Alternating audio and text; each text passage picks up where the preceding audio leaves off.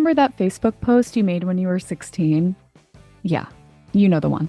You may think you've deleted it from the face of the internet, but are you really sure? The truth is, the internet is a deep abyss of information and misinformation. And once a post or a rant or an idea or a mistake is uploaded into this abyss, it's now out of your control. My point here is the internet is forever, whether we like it or not. And that embarrassing teenage post is likely still floating around out there in a sea of true and false tidbits of knowledge. Ultimately, the choice is ours to differentiate between good and bad information. And this is true for the research world as well. Not all research is created equal. And the way a study is designed has a significant bearing on whether the data gathered and conclusions reached are actually sound. Take the recent retraction in the Journal of the American Veterinary Medical Association, or JAVMA, as an example. Several authors currently employed by Hill's Pet Nutrition submitted an article to JAVMA for their March edition. The article was not peer-reviewed, but JAVMA went on to publish it as an op-ed on its website. This is red flag number 1.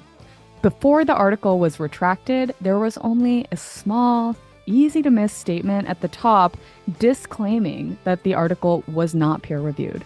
Then, from the time it was published as an op-ed to the end of May 2024, the journal had received at least 7 letters from various veterinary scientists around the United States pointing out glaring flaws in the study's design and in the review process. Ultimately, this dialogue resulted in the first ever retraction in JAVMA's 180-year history. Concerns raised in these letters centered around erroneous copper quantification methods, a lack of diet history information, and the inclusion of misinformation, as well as the extrapolation of data from sick animals onto healthy animals.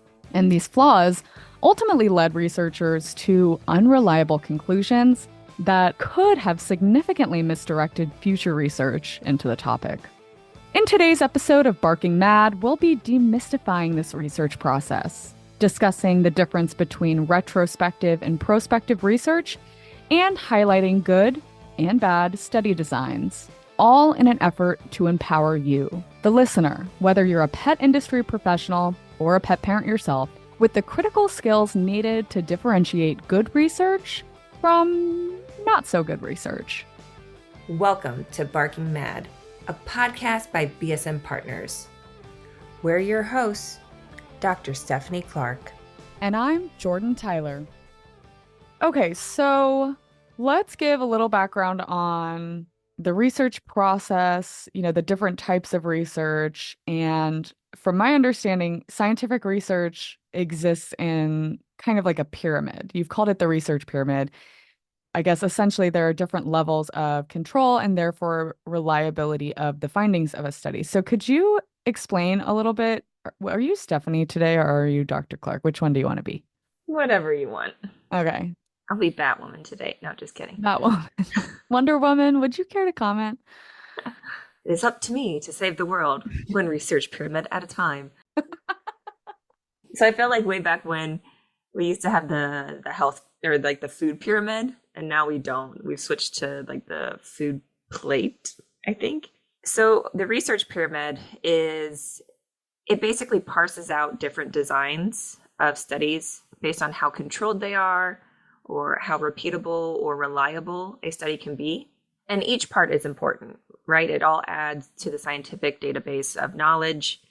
You have the bottom of the pyramid, and those are kind of our no design case studies, case reports, possibly, narrative reviews or editorials. So they're not really based on anything. They haven't collected data, at least enough data to draw much conclusions. They're just noting something. Then we kind of have like the middle section of the pyramid. And this is where our observational studies come in. And we can have like retrospective controlled case studies, like we saw with like the DCM alert. People were noticing and kind of going back and drawing on these dogs that were diagnosed with DCM and looking at their history. Then we kind of elevate that to prospective controlled studies. So let's design a study, Let's control some factors. A lot of researchers, we love controlling everything. I do too.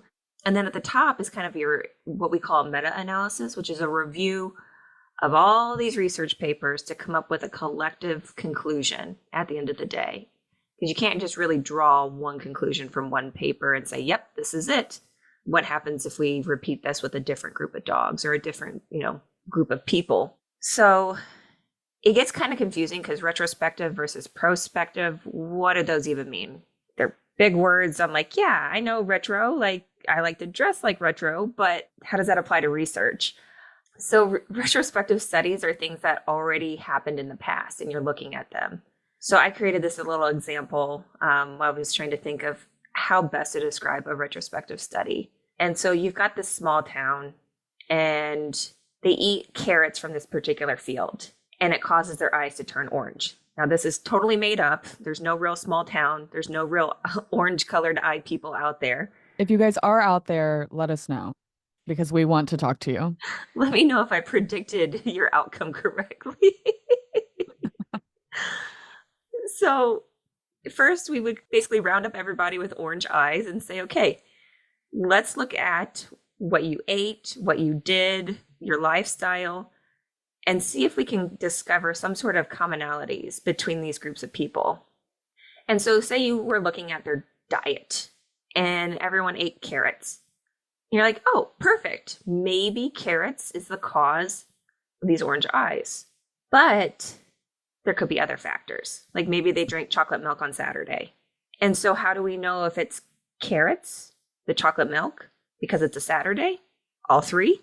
You don't. You can't isolate it. And that's where prospective studies come in, is where you get to isolate these individual factors. So if we wanted to isolate carrots, we would basically feed a group of people carrots from field A and carrots from field B and see if their eye color changed. Now, if we wanted to try and see if it had anything to do with chocolate milk, we would add chocolate milk to both. So at the end of the day, you've got to really isolate these factors in prospective studies to really draw a conclusion.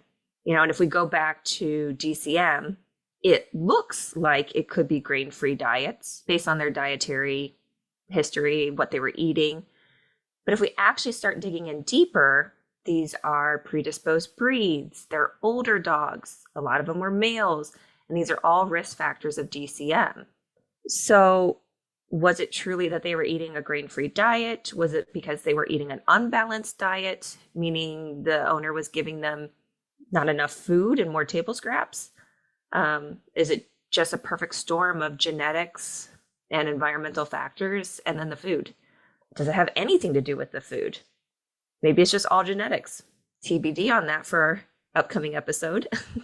But that's why retrospective is important. You get to draw some commonalities, but without the prospective data, you can't really isolate what is the cause. I think that's really interesting, though, because we talk all the time about how complex pet nutrition is. And it also comes back to, my dogs eat things that aren't their food all the time. I don't want them to. I certainly don't want them to. But sometimes it just happens and it's over before I could intervene. And I'm like, well, that's I guess part of your diet now. And so really just all talking about all the different factors that go into not only what goes into a dog's body, like what they consume, but like all the environmental factors and all the lifestyle factors and the genetic factors. It just all compiles. And so to really boil it down to one thing, this is where good study design really comes in, where you can control for each of those factors and really try to get to the bottom of what's the root cause of this issue. Oh, absolutely. And that's why researchers, again, we're control freaks. We love to control as much as we can because we have to. It's how we are made. If we don't control it, how do we know if it's carrots or chocolate milk or both? So it's really important when trying to develop a cause and effect. Yeah, and I did want to come back to, you were talking about the tippy top of this pyramid is the meta review. And I know in another episode we discuss the idea of a literature review. And it kind of reminded me a literature review is essentially, just looking at all the research that's already been published about a particular topic and doing a really extensive review of all of that scientific literature to determine, where are there gaps in the current research that we can explore with new perspective research. So it's kind of like leveraging, and this might be wrong, so feel free to correct me, but it's almost kind of like leveraging, you have to leverage both retrospective and prospective to really fully understand whatever it is you're trying to research. Yeah, literature review, you're gathering as much data as possible. Did someone look at genetics already in the past? Did someone look at grain-free, grain-inclusive? I'm picking on DCM right now because that's the closest one that we, have done a bunch of research on. And then you've got your meta-analysis or your meta-review, and that is actually pulling in everyone's studies and then running your own stats on that. So based on the collective research group and based on all of their findings, on what they've isolated, the different dogs, the different groups, the different seasons that they've ran the studies in, how does that play into an effect of, is there a cause and effect? Is there a couple of things playing into this? So that's why a meta-analysis or a meta-review is a little bit more rigorous than like a literature review, is that stats portion to really figure out, is there a significant difference? Yeah, and that sounds like something like that would require a really high level of collaboration as well. If this research, the previous research has been done by a bunch of different parties, maybe we all come together and, share the data and come to a conclusion that benefits, not only us, but pets and pet people. Yeah, ideally, in a perfect world, that would be great. And I'm not sure why we don't do it more. Maybe it's the funding, maybe it's the lack of collaboration. I'm speculating here, drawing up drama, but we should be doing it more. And I mean, really, at the end of the day, we're all in pet because we love pets and we want to do the best by them. So to me, it just seems very natural to collaborate, to make sure that we're giving our animals the best nutrition or understanding diseases and the disease processes so we can better help our pets. And really quick, while we're on the topic of all these different types of research, kind of the end goal or the happy ending for a piece of research is it's submitted to some kind of scientific journal and it's peer reviewed. And I wanted to just give our listeners a chance to understand maybe what the difference is between some of the bottom of the pyramid research, op-eds, things that haven't really taken a in-depth look at a topic, versus some things really at the high level of that and where peer review plays into that, why it's so important and what credibility does it lend to a piece of research. Yeah, so the gold standard is a published peer-reviewed paper. Like that is gold standard. That's what all researchers are shooting for at the end of the day, or we should be at least, getting our research out there to share it with the community, to inform people. But after you've done all the study design, after you've done the actual research, you've analyzed the results, you've written this long, in-depth paper, you're not done yet. You still have a little bit more to go, and that's the peer review process.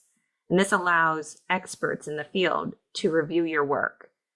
We always call it like, a good reviewer and a bad reviewer, but really they're just looking at different things. So, quote unquote, good reviewers, those are the people that are like, your paper's wonderful, you did great, awesome job.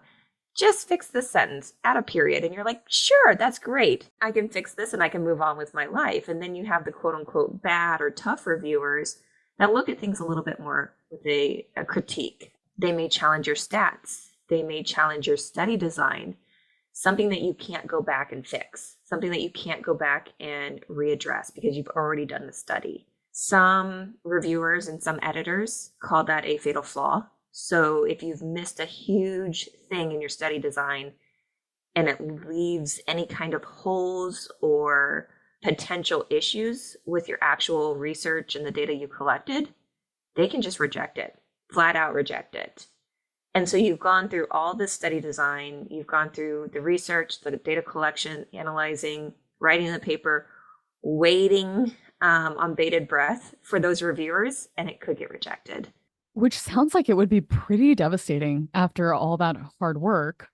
And reminds me actually of a conversation we had with Dr. Anna Kate Shoveler, a researcher and professor at the University of Guelph, which we actually released in another episode today in tandem with this episode. That one's about literature reviews specifically, which we touch on a little bit here. But in the other episode, she explains fatal flaws as quote unquote killer issues, or essentially an oversight so significant that it could kill a paper dead in its tracks. Let's hear from her. When you are reviewing, I think if reviewers would remember that their job is to decide whether there are killer issues, and those would need to be very clearly defined. So in science, we would call that a fatal flaw. That usually comes in the form of a design flaw. Now, we're all nutritionists and or veterinarians, but focused on nutrition is what I do. So while it's not just the gross design of the project, if they design their test diets wrong, that's rejectable too, to make sure that they're focusing their diet design based on interrogating the objectives and hypotheses of the study is also a potential killer issue. So it really, I feel like I'm going back and like beating this to death, but it really goes back to that study design.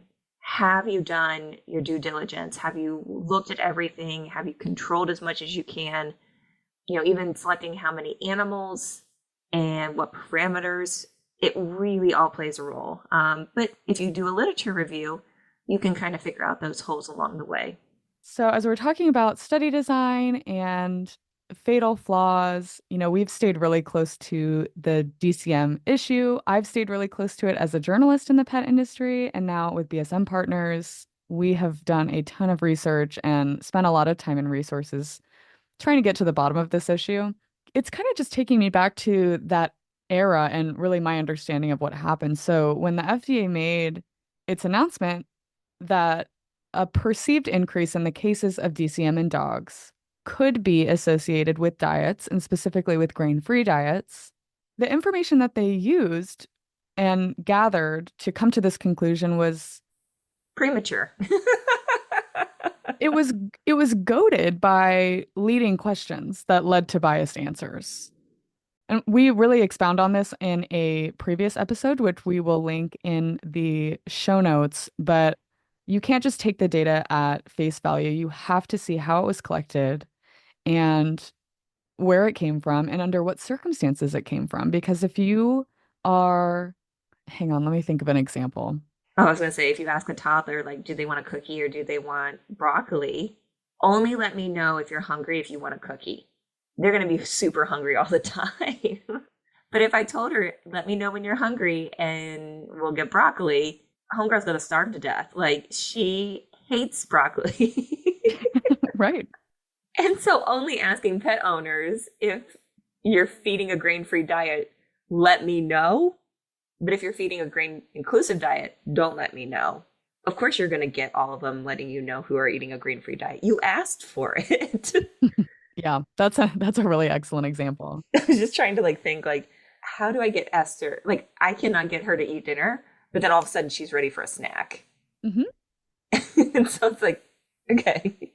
A girl after my own heart. I know. But I mean, going back to your point, yeah, if we want to go back to the research pyramid, people were seeing incidents, or they were at least noticing it more. So kind of going back to our example, we noticed a bunch of people with orange eyes. They noticed a bunch of dogs with DCM. We went back and we reviewed their history, their medical records, and said, I think this is a commonality. It looks like they're kind of all eating similar things, but, and they reported it to the FDA, which they should. And unfortunately, it was just premature. So instead of actually looking at genetics, breed, age, pre-existing conditions, we just jumped straight to this. And unfortunately, food always gets picked on. But like Nate likes to say, every dog who dies, every cat who dies was eating some brand's food. So does that mean it's bad, or is that just what they need to live? Food. I mean, yeah, that's brings up a really excellent question. It just comes back to there are so many different factors that go into our pet's health and well-being, and some of those we can't control, like genetics.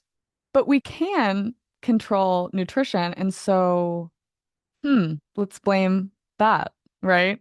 So it's just about really getting a full scope and considering even if it would be more work or more money or more time or maybe contrary to your beliefs or your opinions. That's what research is all about. It's all about getting to actual science-based, fact-driven conclusions that can help us understand the world around us, including what we put in our dogs and cats' mouths. Yeah, and that's why the FDA later on, a few years later, after a bunch of research came out, actually withdrew it and said there's not enough research, there's not enough data to support this. Because when we started isolating different factors, we couldn't just isolate one diet or one ingredient. Oh, yeah, yeah.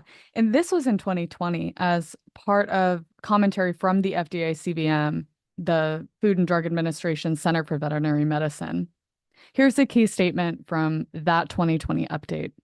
Historically, DCM has been primarily linked to genetic predisposition in certain breeds. But in the context of these atypical cases, emerging science appears to indicate that non-hereditary DCM is a complex medical condition that may be affected by the interplay of multiple factors, such as genetics, underlying medical conditions, and diet.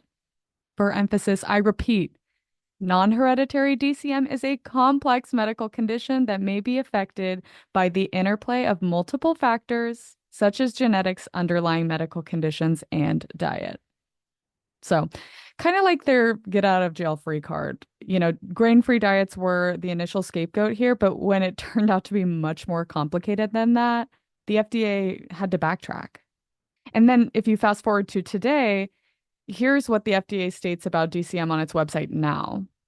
While adverse event numbers can be a potential signal of an issue with an FDA-regulated product, by themselves, they do not supply sufficient data to establish a causal relationship with reported products.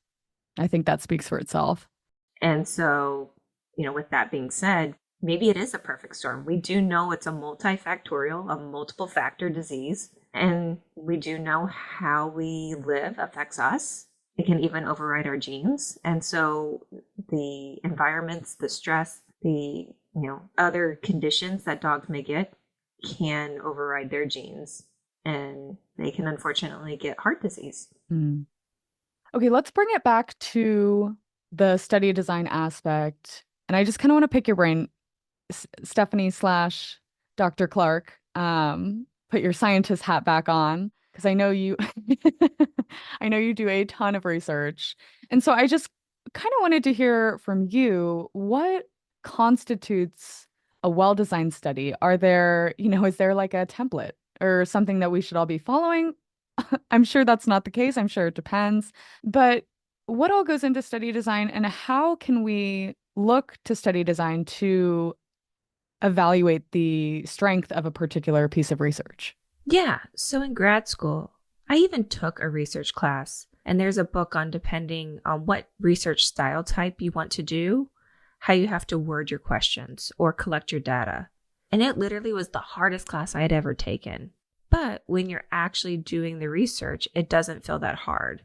So breaking it down, I guess, could be difficult, but I will try and do the best for you lovely people. So first you need to think about what factors do you want to target? So what parameters can help give you useful information? So for example, if you're looking at heart disease, I don't really need to test your vision or hearing. It doesn't mean I don't care. It just isn't going to give me useful data on the heart function. And all these parameters add cost and resources. So really figuring out what parameters are going to be collected. And then next, at what frequency? If we test too often, we could waste resources. If we test too late, we may miss that transition. And so fully understanding, is this a parameter that is going to have a quick change? Or is it a slow, over time, gradual change? And with that, then you need to look at the duration of the study. Is my study long enough? And this is where the cost of the study definitely starts to add in. So a lot of times we do 3 weeks or 20 days or even 28 days. But going back to DCM, there are a lot of 28-day studies out there. Is that enough time? What we observed in our study was there's changes happening in the body, and it didn't stabilize until day 90.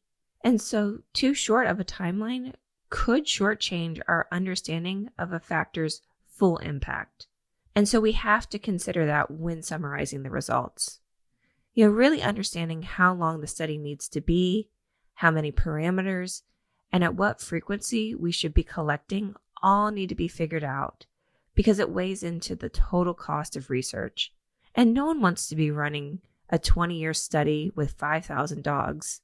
I mean, we would all be in debt forever, like 1 million trillion bazillion dollars. $1 million. So how do you know how many animals is enough, right? 10 seems like a decent number. Why not go with 8? Why not go with 12? And that's where people need to perform a power analysis, which is just a fancy word for how many dogs, how many cats, how many animals do I need? And without conducting that prior to starting the design of your study, you could have too little of dogs where you don't see a change. And I'm picking on dogs right now because we keep referencing a bunch of dog studies, but maybe too few cats. Or if you select too big of a number, it can wash out your stats and you could miss something. So again, I took this class. The class was impossible, but really when it comes down to it, every factor needs to be controlled. Even where the dogs are housed, who they're housed next to. There's a thing called stratifying. So have we separated our groups to be equal groups? Do we have the same amount of females and males in our control group and our treatment group?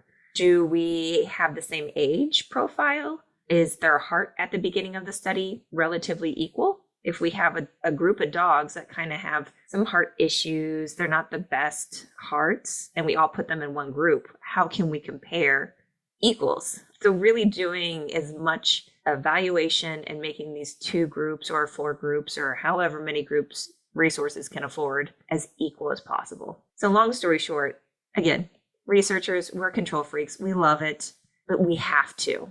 Because if we don't, we could miss something. Or we could be completely rejected from a journal and all of our hard work is now in a drawer. Yeah. I mean, I was going to say, I can't imagine going through all of that, all of what you just described. And then you get to the end and you're, like you said, with bated breath just to get a rejection. So I'm curious, how long does this process usually take? Like, how long does it take to design a study? Obviously, the length of the study depends on what you're studying, and that's a key factor that you need to consider. But I'm curious how much pre-work goes in, before you even start. Yeah. Depending on how rigorous your study is, depending on external factors, that can really affect the timeline. So I'll use our DCM study, for example. We did a lit review, which took a couple months, but we really needed to figure out what has been tested in the past, what hasn't, where our gaps were, what parameters we really wanted to focus on, and which ones were maybe not the most ideal. So we did a lit review, and then we had to find a place because we needed a place that we could control. The temperature, the environmental factors, when the dogs ate, how much they ate, how much was left, on our way backs, so how much did they not eat. And then COVID hit. So that added a little bit to the timeline. But in the midst of all of that, we were able to formulate our diets, but then we had to test all of our ingredients. And that takes a couple of weeks before we could get our nutritional values for our ingredients to actually make the diets. Then we had to get all those ingredients and make the diets, like actually in a manufacturing plant. So, I mean, when all said and done, I'm pretty sure we started this in 2019 and we ended the study was 7-8 months in February of 2021. Wow. And that's not even including the summer we spent adopting all the dogs out. So yes. That episode, we will link to that one as well. That's a feel good one. So definitely take a listen. Yes, there is life after research for humans and dogs. Stephanie's still here. She's still kicking even after. I mean, that is just that timeline is so much work goes into it. So I have a newfound appreciation. I knew research was hard, but dang, I didn't know that it also, you have to keep that level of rigor for months and months and months. Yeah, I once got asked, was it challenging or is it impossible? And that question has kind of filtered through my brain of anything that I do, for better or for worse, because sometimes that just makes me a little headstrong of like, it's just difficult. We can totally do this. And it's like, well, maybe not. Maybe it actually is impossible. But that's the questions we had to ask ourselves, during a research study, during COVID, you couldn't even get into the facility. I mean, I had to like go through so many like hoops just to get into the facility to see the dogs and take care of them. And I think about like, yeah, it was really difficult, but it wasn't impossible. We could set a safety protocol, how to get a person into a research facility. But anyway, I mean, that's why, hashtag nothing is impossible is is going to happen. We're going to make fetch happen. That is so fetch. Gretchen, stop trying to make fetch happen. It's not going to happen. So first of all, Stephanie/Dr. Clark, thank you for that detailed explanation. I think you did a fabulous job, even though you said that class that you had to take was really hard. I think I got an okay grade, but it was like the worst semester. Baby's first B. Yeah. Sorry. Yeah, I was that student. I'm okay. I was too. That's why I was like, this is probably a safe space for me to make that joke. Oh, absolutely. I know you mentioned briefly an example of a study that used maybe a too small of a sample size and maybe didn't run for a length of time. We talked a little bit about that study in an episode that we did with Tim McGreevy with the American Pulse Association, where basically this study was kind of extrapolated to the DCM issue and used as an example. But I wanted to talk to you a little bit about maybe why that was not a very good example, because the research initially wasn't even about DCM. It wasn't even looking into that issue. So could you just share a little bit more about that example and maybe other examples of where research maybe fell flat? Yeah, absolutely. And that's where research design comes in. So the Saskatchewan study was a two-part study. It was a 7-day study, and then they continued on to a 28-day study. And when you look at that timeline, you're like, okay, 28 days seems like a relatively long time. That's a month, roughly, in February. We should be able to figure out what's going on, but maybe not essentially with hearts. Maybe that takes longer. And so because they designed their study originally for glycemic index, and that happens really quickly. I mean, we eat something, our blood sugar goes up, it goes down. That's almost instant. You can watch it over time a little bit, but you're not going to see much difference from day 28 to day 38. So it makes sense, and they used 8 dogs, which possibly in glycemic index, that makes sense. I honestly don't know if that's an appropriate number. A lot of people on social media said that this was the nail in the coffin, that this study, and I'm paraphrasing, but that this study basically said, yeah, this is what's happening. And in all reality, it shows some stuff, but it's not long enough to really determine what's going on. And it's not enough dogs to really show a difference. And so that's why you can't just really pivot mid-study and say, I'm going to study something else. Like if you're collecting all these heart parameters and you're like, I'm going to look at anxiety, or I'm going to look at cognitive function, there would be much different parameters that you look at than what you would look at for evaluating the heart. So, I mean, all in all, they did their study, they've got it published, they got grant funding for it. But at the end of the day, it may not have been the most rigorous. It may not have been the most controlled. And dare I say, it's not a nail in the coffin by any means. Maybe they picked a nail, but it definitely didn't go in a coffin. So, and then, there's other studies that seem very robust, but really understanding what parameters. So we looked at, for example, amino acids. Amino acids in the blood versus whole blood versus muscle tissue versus what's going on in the heart. Because in the past, we've always just drawn blood because it's what we have access to. And then we try to assume that that's what's going on in the heart. But do they even correlate? Do they even match? So if it's low in the blood, does that mean it's low in the heart? I don't know. We never looked at it. So that was one thing that the lit review ferreted out, was we need to figure out, these studies that are collecting whole blood or plasma amino acids, can you use those interchangeably? Does it matter? And we actually found out that it does matter. What's going on in plasma, the liquid portion of your blood, actually doesn't match what's going on in your whole blood, it seems crazy, but it doesn't. And what's going on in your heart doesn't match what's going on in your blood or your plasma. And your heart is a muscle, doesn't even match what's going on in your skeletal muscle, like your thigh. So your body is like working in all these different like isolated processes, and there's all these different parameters for an amino acid. That's really interesting, actually. And I think super important to highlight, because there have been a number of studies on DCM that have looked at whole blood or plasma to measure heart health. And it sounds like this newer research, which we'll link in the show notes for this episode, requires us to go back and reassess the value of studies using these parameters to determine outcomes around DCM, because they could actually be misleading to us and to future research. And then you get even to a step further. Is the dog fed? Is the dog fasted? Because obviously if the dog is fed, you're introducing amino acids in your food, from protein that's being broken down into the body now. So are you accounting for their baseline, or are you accounting for baseline plus what they ate? And that's an oversimplification, but there was a past study, I believe this was Ontiveros' study, that used these measures interchangeably.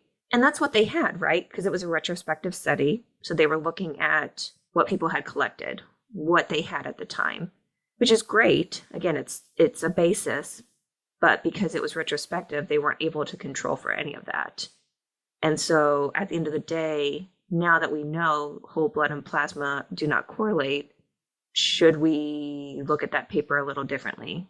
Should we isolate the dogs that only had whole blood to the dogs that only had whole blood collected versus plasma, versus those who had a diet versus those who were fasted? I mean, based on the science that we've saw, yeah. But that stirs the pot a little bit. Stir that pot, girl. I mean, because it brings up a really good point. If amino acids in whole blood and plasma aren't good indicators of what's going on in the heart, why would we keep basing future research on inaccurate methods? That's like, it's like continuing to believe the Earth is the center of the universe and basing our understanding of other things on that belief, even after it's been scientifically proven wrong. Just seems a little silly to me. But I also think it's super important to consider when you're conducting a study and there's a diet involved. So like the DCM studies that BSM Partners conducted, really diet centric, right? Because we're trying to figure out if diet is a root cause of developing DCM. And not all research will have to do with diet. It will probably be a factor in a lot of different things, but maybe not such a central piece. And because it was such a central piece to this DCM research, you didn't just go out and pull pet food off of a shelf and say, yeah, this is what we're going to feed. We're going to feed these readily available diets, even though we don't know exactly the inclusion rates of the ingredients, what concentrations, the efficacy, and all of those things that will matter and potentially skew the results of the study. And so, that's why we went out of our way to formulate our own diet so that we can control every single little detail, really put that control freak mindset to good use. Yeah. And I mean, for the average consumer, and honestly, before I started formulating diets, you could look at two bags and you're like, yeah, these look pretty similar. The ingredient decks kind of read similar. Oh, this, they've got peas at number 3. This one has peas at number 2. But honestly, when it comes down to it, you have no idea the percentage. And so when we start saying pulse rich what does that even mean? Because we don't, even my dog is getting concerned. We don't know what the inclusion rate is unless you made the diet or unless you can reverse engineer it. And so you may be saying this pulse-rich diet, and you could be comparing a diet with 40% peas to a diet with 2% peas. And the difference is one is at, the second and one is at the third ingredient. So you really got to be careful. And then you're banking on someone else doing the appropriate work. And I'm not saying that people don't do good work, but in research, you really need to control it. And so if you're going to put your money behind it, you better guarantee that what you're feeding is what you're feeding. And at the end of the day, we weren't really looking at ingredients. We were looking at nutrients. Like, does the body truly care where taurine comes from as long as it gets it? Does the body truly care where fat comes from as long as we get it? And so are we focusing on demonizing ingredients, or are we focusing on what are the nutrients required to maintain health? So speaking of all these limitations and kind of bringing all this home, you played a really extensive part in this particular piece of research. And maybe there were some limitations in this study that BSM Partners can address in the future or share out so that other people conducting research are aware of these limitations. So would you mind sharing, were there any limitations in the BSM Partners research? And if so, what were they? All good research. Really, we have to humble ourselves. We really should, at the end of the paper, list out limitations. Not only for those who are reading the paper to understand where things may have fallen short, but also so those who take that paper and want to build on it know the areas where they can build on. And so limitations can be everything from the length of the study. How do we know it was long enough? All we can do is the best within our given resources. We conducted our study for as long as we possibly could. The breeds were selected could be considered a limitation too, because some believe that beagles don't develop DCM. However, a year ago, our beagle, who at the time was eating a grain-inclusive diet, passed away from DCM. So no dog breed is immune to heart issues, but beagles are what is typically available when looking at controlled research. And that is what we used along with our mixed breed hounds. These are limitations that we had in our study, and it's important that we put them out there because hopefully the next people who want to expand upon this research, who want to dive in deeper into DCM or heart health, or how diet or other factors could affect the overall health of dogs, can see, okay, maybe we should try a different breed, or maybe we should try and isolate size. BSM looked at small and medium-sized dogs, but what about large and giant-sized dogs? So by all means, it doesn't mean it's a bad thing to have limitations. I think if we all came out with the perfect research study with no limitations, I would want to be in that group because they're clearly bringing in lots of grants and they have dogs for days and the time and the people, but really it just doesn't exist. And so in research, we do our best and we list out our limitations at the end of the day. Yeah, absolutely. Again, that's what research is all about. It's controlling what you can control and being aware of maybe what you can't control or what you weren't able to control and how those discrepancies can skew your results. And taking it with a grain of salt, instead of taking it as law and kind of what we saw happen across the industry in 2018 after the FDA announcement. Well, Dr. Clark, Dr. Steph, I could probably pick your brain all day long, but I think we've hit all the high points here. So as we close out today's episode, let's review a little bit. Don't worry, there won't be a quiz, but if you do want some homework, we have linked a ton of examples of both trustworthy and, less than trustworthy research in the show notes for this episode. And that includes some of the pieces of research that Dr. Clark elaborated on during the episode. As you walk away from this conversation, remember that the strength of any research really lies in its design. Whether you're a researcher conducting a study of your own, a reviewer evaluating somebody else's work, or a pet owner looking to sharpen your eye for good research, It's crucial to dig deeper, look for things below the surface level, and challenge yourself to consider every aspect from potential biases to methodology and sample size, as well as possible limitations. Take the insights from today's discussion and apply them as you engage with research in the future. Don't just accept information at face value.